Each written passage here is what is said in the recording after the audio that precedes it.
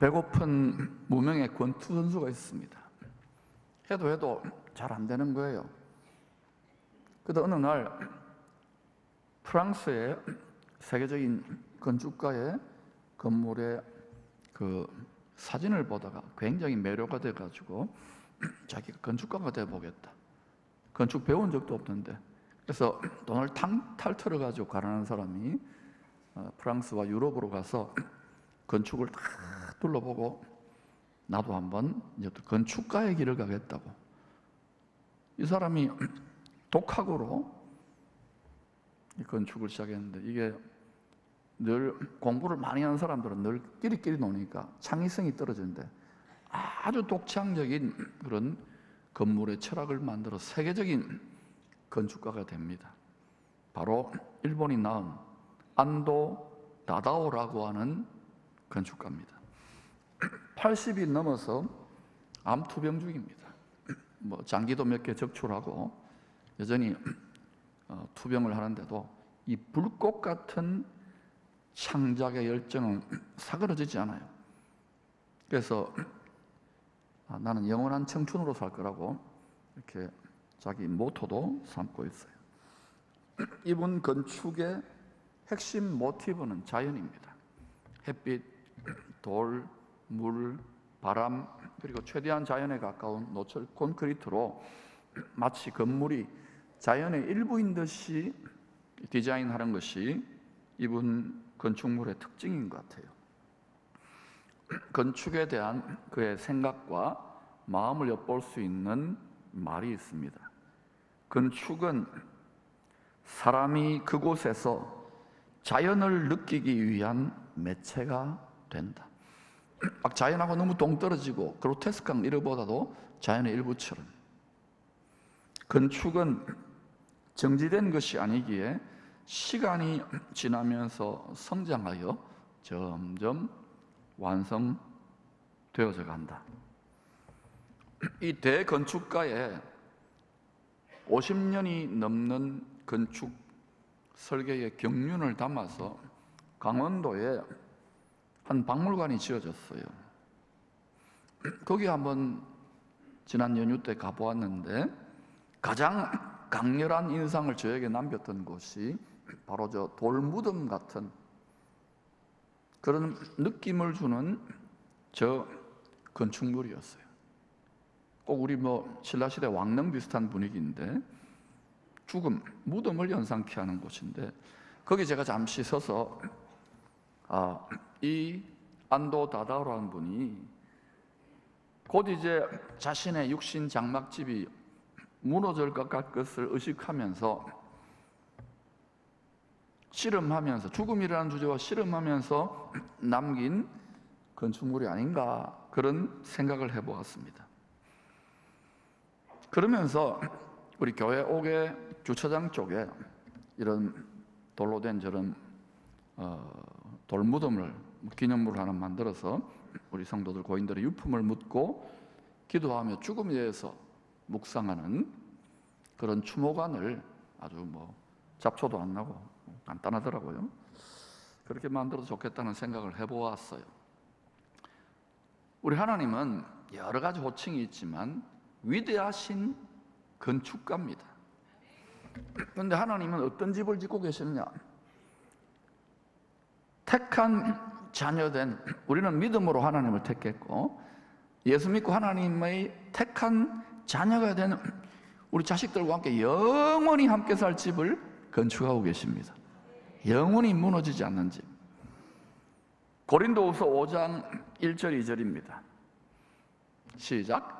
만일 땅에 있는 우리의 장막집이 무너지면 하나님께서 지으신 집, 곧 손으로 지은 것이 아니요 하늘에 있는 영원한 집이 우리에게 있는 줄 아느니라. 참으로 우리가 여기 있어 탄식하며 하늘로부터 오는 우리 처소로 덧입기를 간절히 사모하노라. 지금 우리는 육신으로 살아가요. 모든 죄짓게 만드는 요소들은 이 육체에 속한 속성, 육체의 정욕 때문입니다.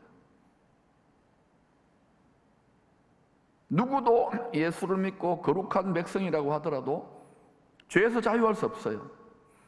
그래서 육체는 하나님 앞에 어떠냐? 벌거벗은 옷을 입고 있지만 수치스러운 죄를 대적하는 물건이 되었어요. 그래서 우리가 하늘로부터 오는 처소, 영광의 몸, 썩지 않을 부활의 몸을 덧입을 때까지 육체에서 썩어져 가는데, 썩지 않을 몸을 입는 요 둘 사이에서 이 수치를 가려야 되는데, 이 양복이나 이런 좋은 옷으로가 아니라는 거예요. 바로 성령의 옷, 영광의 옷, 말씀 묵상하고 기도할 때에 그 거룩해진 마음에 하나님의 영의 임재로 감싸주시는 두루마기 신부의 웨딩드레스를 입고 우리는 영광의 몸, 부활의 몸을 위하여 살아가야 되는 거예요. 그런데도 예수를 믿고 조금도 달라진 것이 없이 뭐 신앙생활 오래 하고 이렇게 하면 여러 가지 경험이나 직분도 가질 수 있죠. 목사도 될 수 있잖아요.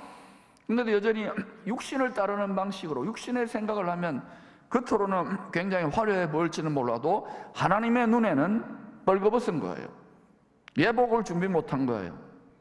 낭패를 본다 이거예요.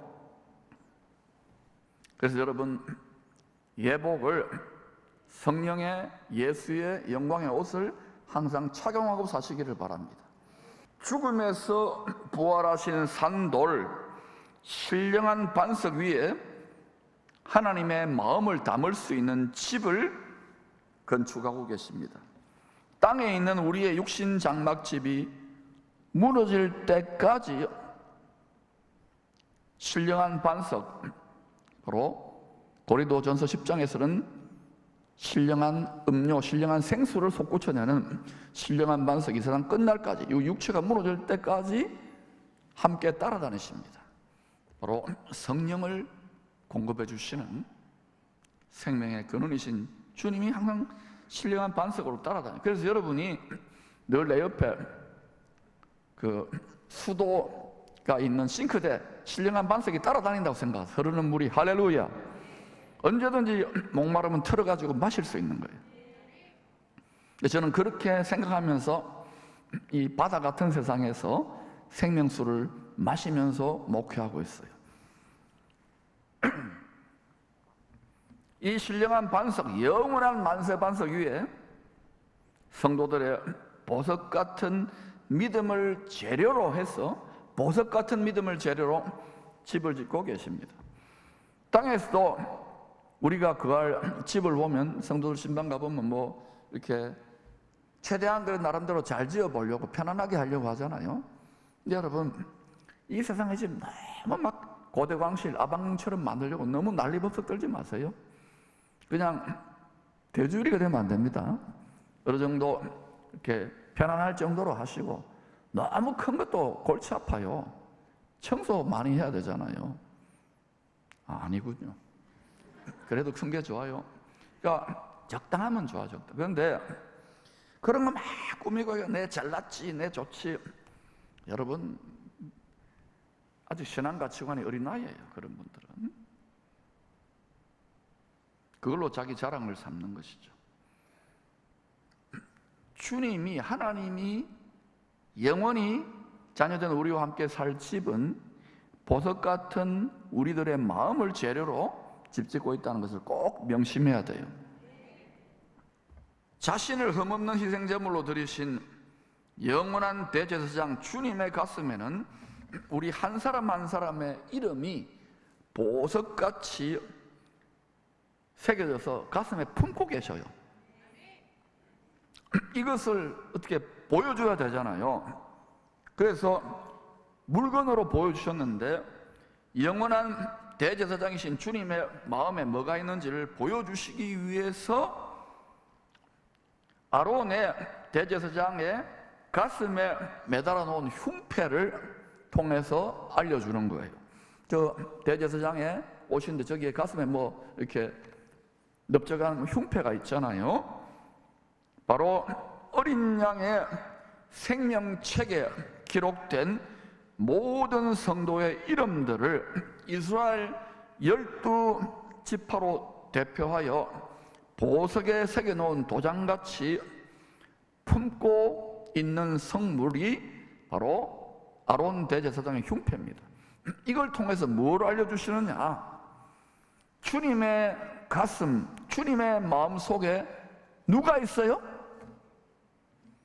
주님을 사랑하고 주님을 변치 않고 믿고 그 말씀을 지키는 저와 여러분이 있는 거예요. 내 안에 누구 있다고요? 니 있다고요. 니 있다고요. 주님의 마음 안에 우리 한 사람 한 사람의 믿음이 있는 거예요. 우리 이름이 있는 거예요. 우리 영혼이 있는 거예요. 감사하지요? 그런데도 문제는 우리의 마음이 보석 같은 마음이 되지 않고 이런저런 불시험이나 혼란을 생기면은 막 믿음에서 떠나거나 자빠지거나 넘어지는 일들이 많은 거예요. 왜냐? 아직까지 믿음이 장성해지지 못한 거예요. 바라는 것이 세상이고 육신이고 그저 예수 믿고 복받은 것은 잘되고 형통하고 건강한 거고 고난당하고 핍박받고 어려우면은 이거는 저주받은 걸로 이렇게 이해하는 경향이 있는 거예요. 틀린 거예요. 성경을 새로 읽으셔요. 그거는 어린아이 같은 그런 생각으로 예수 믿고 그러면 자꾸 하나님 아버지와 그 말씀의 뜻과 불화하게 돼요. 불화하게 돼요. 이게 합해지면 하나님의 말씀의 뜻, 하나님 마음의 뜻 안에서 형통하게 돼요. 그게 만사 형통이에요. 요한계시록 21장 10절 이하에서 불시험을 이긴 어린 양의 공중 혼인잔치에 참여한 성도들이 거하는 집을 어린 양의 아내라고 합니다. 아내는 결혼을 했다는 말이죠. 누구하고 결혼했어요? 만왕의 왕이신 영원히 다스리실 왕의 아내가 됐다고요. 성도들이. 그래서 주와 함께 세세토록 영원토록 다스리게 되는 거예요.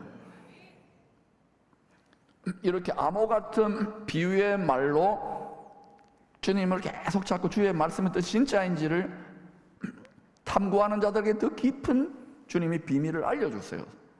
근데 아이고 뭐 그냥 나는 그리스도의 도에 초보나 하고 내가 뭐 목사도 신학생도 하고 이러면은 그냥 그 무슨 소리인지도 모르고 피상적인 수박 껍질만 보다가 그냥 먹다가 가는 거예요. 예수 믿는 진미를 맛보시기를 축원합니다. 창세기 35장은 야곱의 가족이 불시험으로 연단된 12개의 보석 같은 믿음으로 참된 예배가 드려지는 하나님의 집 베델을 건축하는 이야기입니다. 남편을 5이나 바꾼 부정한 여인에게 너무 공허하니까 남자의 사랑을 추구했지요. 네가 회복할 수 있는 길은 참된 예배에 있다. 참된 예배를 드리게 될 때 너는 진짜로 네 인생이 변화되고 얼마나 하나님 보시기에 존귀한 왕같은 제사장인지로 회복된다. 이걸 가르치신 참된 예배의 교훈이 뭐냐? 요한복음 4장 23절 24절입니다. 시작. 아버지께 참되게 예배하는 자들은 영과 진리로 예배할 때가 오나니 곧 이때라. 아버지께서는 자기의 이렇게 예배하는 자들을 찾으시느니라. 하나님은 영이시니 예배하는 자가 영과 진리로 예배할지니라. 이 여인이 예수님을 만나고 마음이 베델 하나님의 집 성전이 되므로 생명수가 솟구쳐 나오면서 어떤 일이 났던가요? 사마리아 성에 그냥 복음을 전하게 돼요. 그 현장에서 참된 예배가 일어나는 거예요. 여러분, 예수 믿는 우리의 원통함과 인생의 회한과 갈등과 다 못 이룬 원한들은 전부 다 참된 예배를 드리게 되면요 변화가 일어나요. 하나님의 이 세상만이 아니구나. 하나님의 영원한 집의 영광, 보좌의 영광이 나를 쏟아부어지기 때문에 세상과 안목과 눈이 뒤집어지는 거예요. 그래서 성도는 참된 예배에 목숨을 걸어야 되는 거예요. 전쟁 치듯이. 근데 점점 이렇게 한국이 선진국에 아직은 아니지만 접근해가고 이러니까 사실은 선진국 전 세계에서 이제 살기 좋아요. 유럽이나 미국도 과거에 못 살고 힘들었을 때 얼마나 경건하고 추구했습니까? 점점 이 세속적인 돈이 만몬이 하나님인 세상에 굴복해버리는 거예요. 오히려 이럴 때 우리는 거꾸로 가서 하나님 주신 자원을 가지고 하나님을 기쁘시게 하는 참된 예배자들로 드러날 수 있기를 축원합니다. 그러면 하나님이 알아서 하세요. 알아서 더하여 주신다니까. 이거 믿어봅시다. 그러니까 참된 예배를 드리는 곳에는 하늘에 있는 하나님 집에 계신 하나님께서 영광으로 임재하여, 세상 마귀의 영광을 뺏기지 않는다는 거예요. 영광으로 임재하여 만나 주시겠다는 하나님의 뜻을 알려주시는 땅이 베델이긴 한데 엘베델이란 거예요.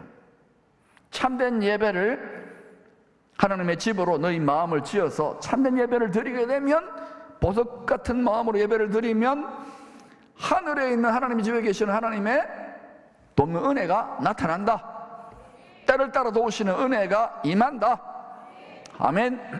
이 참된 예배에 대한 확신과 체험을 할 수 있기를 축원합니다. 성경은 다 그 이야기예요. 그 이야기.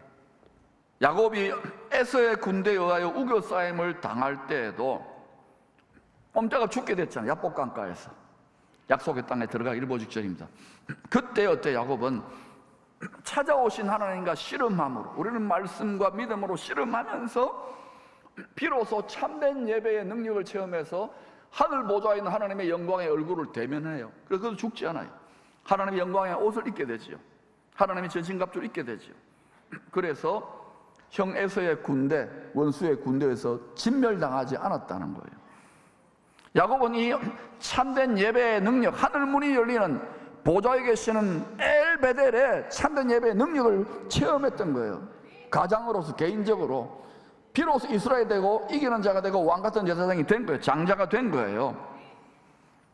그래서 야곱은 이 체험을 깨달았기 때문에 그냥 하란 땅에서 믿는 아버지의 아들, 딸로, 아내로 그냥 적당하게 안일하게 형식적이고 종교적인 신앙생활했던 가족들이 그냥 믿으면 천국 간다, 부활한다 이런 정도죠. 하나님 돕는다 이런 정도인데, 이 다 죽게 된 큰 환란에 가족들이 다 처하게 됨으로 말미암아 하란 땅에서 하나님도 믿고, 우리로 말하면 예수도 믿고, 이방 신들도 믿고, 또 나름대로 세상의 정욕을 따르는 뭐 치장하고 이쁘게 하고 귀걸이하고 막 내 잘났지 이런 것들을 전부 다 뭐래, 야곱이 하나님의 집에 가서 예배 드리기 전에, 하나님의 명을 따라 예배 드리기 전에, 쉽게 말해 교회로 가서 예배 드리기 전에 전부 다 상수리 나무에, 근처 상수리 나무에 다 파묻으라는 거예요. 이거는 우리식으로 말하면 뭐냐, 십자가 아래 들고 가서 십자가에 우리의 모든 우상들을, 하나님보다 더 사랑 의지하는 우상들을 다 못 박아버리고 파묻어 버리라는 거예요. 그리고 나서라야 비로소 우리의 마음이 보석 같은 하나님이 거할 수 있는 연단된 하나님의 집 베델이 되고, 그때에 하늘에 있는 하나님의 집에 계신 하나님의 영광이, 하나님의 돕는 은혜가 능력으로 나타나고 임한다는 거예요. 그때 기적이 나타나고, 그때 치유가 나타나고, 그때 권능이 나타나고, 그때 부흥이 나타나는 거예요. 여러분, 구약시대 솔로몬 성전을, 예루살렘 성전을 지었을 때 엄청난 영광을, 하나님의 돕는 영광이 임했잖아요. 그런데 불과 얼마 못 지나서 우상이 들어오고, 옛뱀 시험하는 자가 들어오고, 그 다음에 어때요? 한 500년도 못 되어서 완전히 북이스라엘, 남유다까지 다 멸망했잖아요. 우리는 지금 세상의 제국과 세상의 왕국을 추구하는 게 아니에요. 이건 옛 창조로, 하나님 분명히 이건 옛 창조예요. 하나님은 지금 영원히 썩지 않으실 주 예수 그리스도 신령한 반석, 만세 반석 위에서 새 창조, 영원한 나라를 창조하고 계신다고요. 이 세계관과 신앙관과 신념을 굳게 붙들 수 있기를 축원합니다. 그래서 예수 믿는 게 쓸데없어 보이고, 특별히 교회에 깊이 헌신한 중직자들이나 이런 분들은 교회 이런저런 굳은 일로 고난당하고 힘들고 어렵고 이러면 자녀들이 우리 아버지처럼 우리 엄마처럼 목회하고 선교하고 뭐 장로되고 해서 싫다 이러잖아요. 그러니까 니는 고생하지 마라. 아니에요.